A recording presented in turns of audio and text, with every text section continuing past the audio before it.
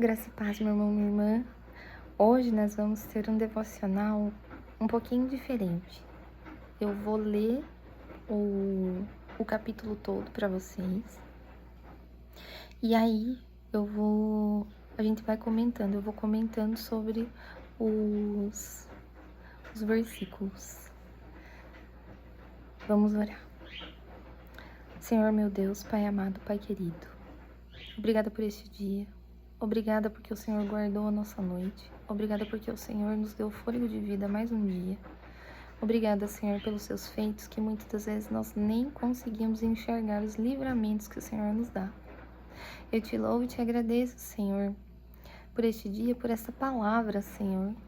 Que o Senhor venha me usar conforme o desejo do seu coração, Senhor, porque nada vem de mim e tudo vem de ti, Senhor. Sem ti eu não posso nada. Sem ti não sou nada. Senhor, abre as mentes e corações que vão ouvir essa palavra. Que o Senhor fale com cada uma dessas pessoas da maneira que o Senhor deseja para cada uma delas. Te louvo e te agradeço e te rendo honras no nome santo de Jesus. Amém. Amados, eu quero compartilhar com vocês o capítulo 7 do livro de Eclesiastes. O Senhor nosso Deus, Ele muitas das vezes nos traz a confundir as coisas sábias das loucas. E só Ele nos dá a revelação. Esse capítulo, ele é um capítulo diferente. Ele é um capítulo que fala de coisas que às vezes a gente pensa assim, não, mas tudo isso é muito ruim. Porém, tem sabedoria por trás de tudo isso. Por isso que eu quero compartilhar com vocês. Porque às vezes a gente assim pensa em Deus, lê a sua palavra, e às vezes a gente só quer ver as coisas boas, as bênçãos, né? Cura, palavra de ânimo. Mas a palavra de Deus não é só isso. E hoje esse capítulo, enquanto eu orava, me chamou muita atenção. Porque fala sobre tantas coisas que a gente às vezes não imagina, que Deus também está no controle de tudo isso, que Ele permite tudo isso. Então eu quero compartilhar com vocês. E diz assim, no livro de Eclesiastes, no capítulo 7. Melhor é a boa fama do que o melhor unguento, e o dia da morte do que o dia do nascimento de alguém. Aqui está dizendo assim, né? Que melhor é a boa fama. Conserve a sua imagem. Pense assim, como que as pessoas... Não que você seja validado pelo que os outros pensam ou acham de você. Mas pense assim, como será que as pessoas me veem? O que elas pensam a meu respeito? Se preocupe com isso. Não seja apenas uma pessoa que pense assim, não, eu vivo do jeito que eu quero, como eu quero, e não tô nem aí pro que os outros falam. É interessante se preocupar com isso, porque nós somos imagem e semelhança de Deus. Então se preocupe com isso. E aqui ele fala assim, melhor é o dia da sua morte do que o dia do seu nascimento. Quem ouve, né, essas palavras nesse versículo, é porque assim, a nossa morte é o fim aqui na Terra. Depois aqui nós temos a eternidade, eu já falei muito disso com vocês. Que vai refletir muito a nossa vida aqui, a eternidade que teremos. E assim, a palavra fala que lá não haverá dor, nem choro, nem enfermidades, nem coisa alguma assim que a gente vive de sofrimento aqui nessa terra. Isso se, né, formos passar uma eternidade com Deus. E aqui na terra não. Aqui na terra a gente nasce, a gente tem desafios, a gente tem opressões, a gente tem muitas coisas difíceis para se passar. Então por isso que está dizendo, olha, melhor é o dia da sua morte do que o dia do seu nascimento. Porque depois daqui, se você teve uma vida com Cristo te conduzindo, vai ser uma bênção. Agora, a nossa vida aqui, os nossos dias aqui, a palavra mesmo já diz. No mundo tereis aflições, mas tem bom ânimo, porque eu venci o mundo. Jesus, ele não promete pra gente só dias felizes e alegres e tudo mais. Não, ele fala que nós teremos aflições. Mas ele tem uma promessa depois daqui, que aí ele fala, olha, lá não haverá mais dor, não haverá mais choro, não haverá enfermidades. Lá será tudo maravilhoso. Então é por isso que está dizendo assim na palavra do Senhor hoje.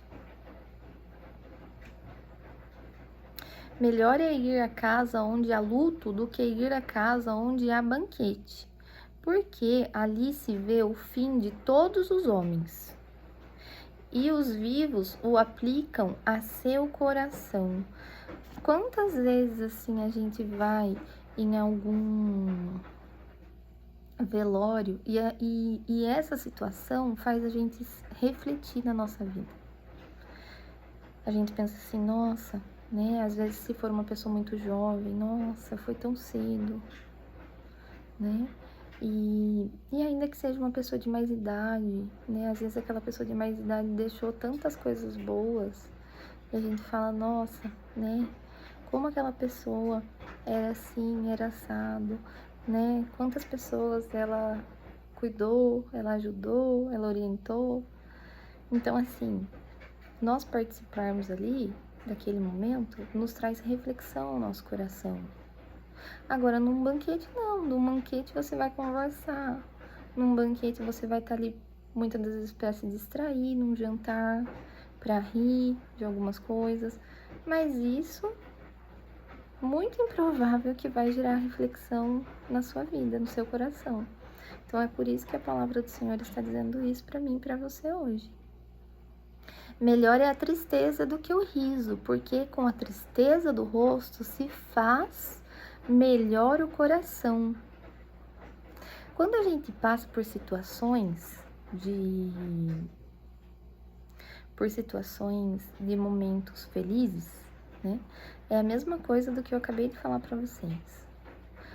É uma bênção, né? A gente se sente muito grato, mas ainda assim não muda muita coisa na nossa vida, né?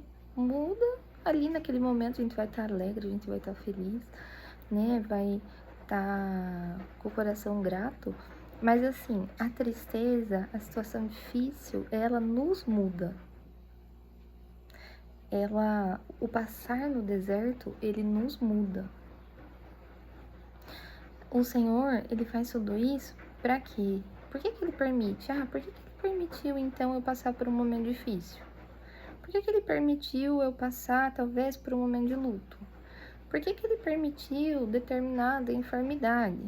Apesar que o Senhor, ele cura as enfermidades, né? E nós temos que crer que ele já levou tudo isso na cruz e ele pode fazer, ele pode curar. Mas assim, esses momentos, eles nos edificam, porque a gente sai dos desertos mais fortes, mais fortalecidos, com a fé mais fortalecida. A gente sai mudados, porque o sofrimento molda. Muitas das vezes molda até o nosso caráter. Então é por isso que está dizendo aqui, ó, melhor é os momentos de tristeza do que os momentos felizes, porque ele melhora o coração. O coração dos sábios está na casa do luto, mas o coração dos tolos na casa da alegria. É isso que eu acabei de explicar para vocês.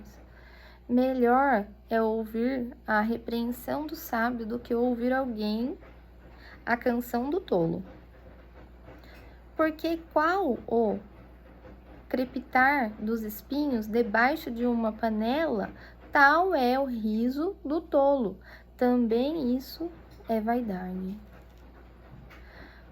Amadas, amados que me ouvem, uma coisa que eu tenho muito aprendido, estudando o livro de Eclesiastes e de Provérbios, Salomão, ele fala assim pra gente que aqui na terra tudo é vaidade. E ele tá certíssimo. Porque assim, imagina você, você deseja viver, né? Não só você, a mim, muitas outras pessoas. Deseja viver coisas boas nessa terra, né? Vamos colocar um exemplo. Eu quero fazer aquela viagem dos meus sonhos, né?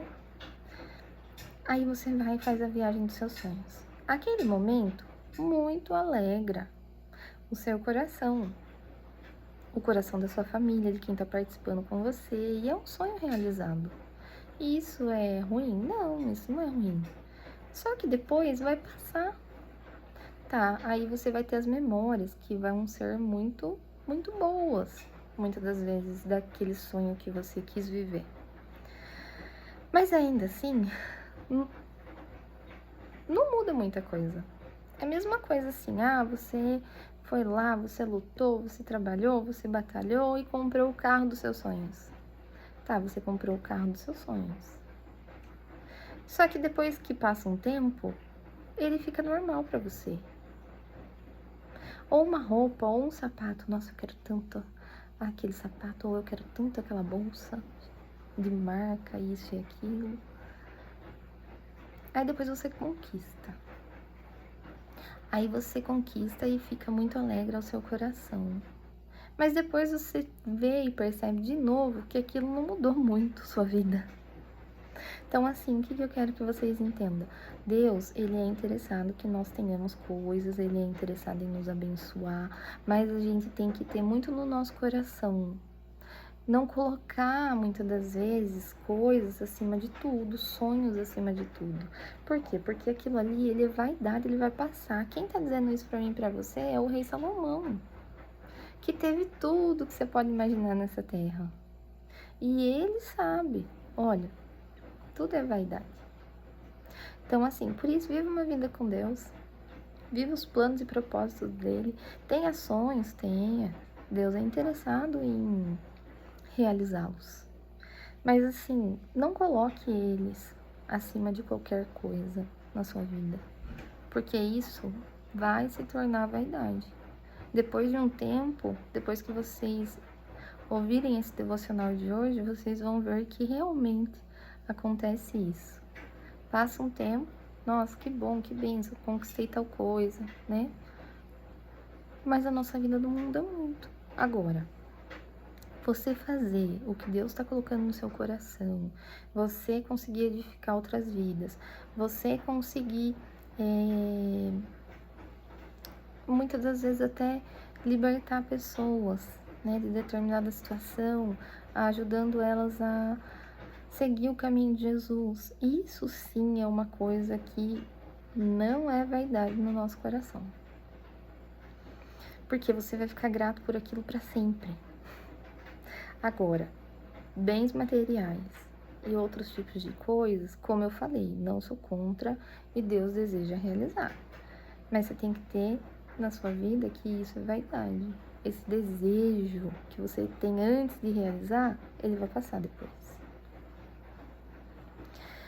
Verdadeiramente, a opressão faz endoidecer até o sábio, e o suborno corrompe o coração. Olha que versículo interessante para nossa vida. Verdadeiramente, a opressão faz endoidecer até o sábio.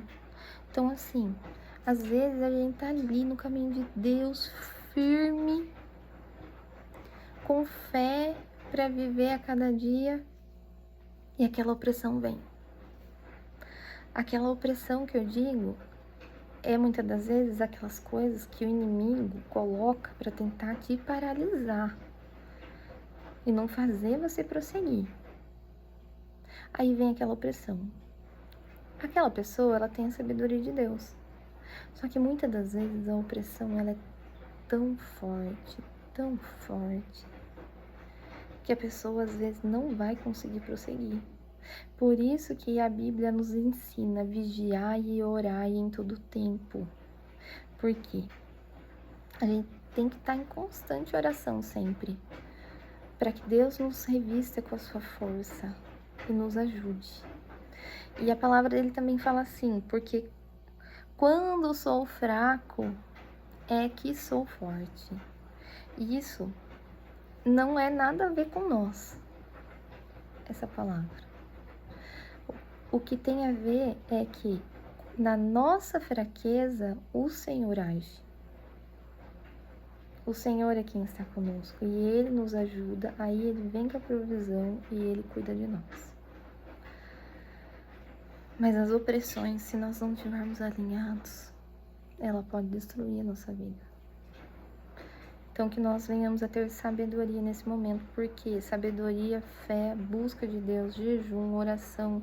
Porque, como eu disse aqui para vocês, ó, não sou eu que estou dizendo, é a palavra, que a opressão faz endoidecer até o sábio, e o suborno corrompe o coração. Isso é uma das coisas artimanhas do inimigo na nossa vida. Temos que ser muito firmes com a parte B aqui do versículo. Não podemos aceitar coisas do mundo que parecem boas, mas elas podem destruir a nossa vida. Amados e amadas, queridos, queridas e preciosos de Jesus. Eu não vou compartilhar o capítulo todo, porque é muito longo, mas eu espero que esses versículos aqui, conversado hoje, compartilhado hoje, eles venham a trazer entendimento e mais sabedoria à sua vida. Que Deus, Ele te guarde, que Deus esteja com você, que Ele guarde a sua casa, que Ele guarde os seus, que Ele venha trazer cura aonde há enfermidade, que Ele venha trazer refrigério aos corações que necessitam nesse dia de hoje. E nunca se esqueça, o Senhor, Ele nunca vai te abandonar. E glória a Deus por isso. Deus abençoe seu dia, sua vida, sua casa. No nome santo e poderoso de Jesus.